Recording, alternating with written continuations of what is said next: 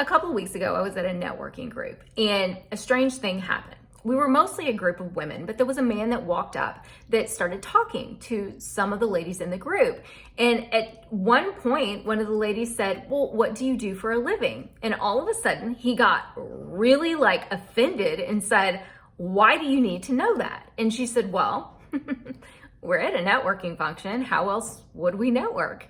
And he said, "Oh, I wasn't looking to network. I was looking for a date." And he got up and he actually left. Apparently, he was looking for some other kind of meetup group.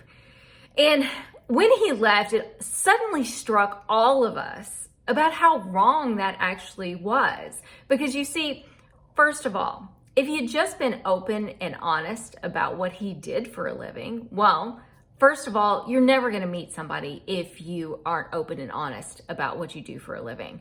It is better to not have a job and be honest about it than just not tell people what you do for a living. That's a huge red flag. But secondly, if he had just laughed about it and said, "Oh my gosh, I'm in the wrong group. I was here to find a date," and had laughed it off and continued on with the group, what he may have found is one of the ladies in the group could have been single, or they could have had some recommendations for some other single friends that he might never have met. So by storming out of the group and being in the wrong place, he actually missed an opportunity. So as you're walking through life, sometimes opportunities present themselves not in the way that you actually thought that they were going to come, but in the way that they were meant to be.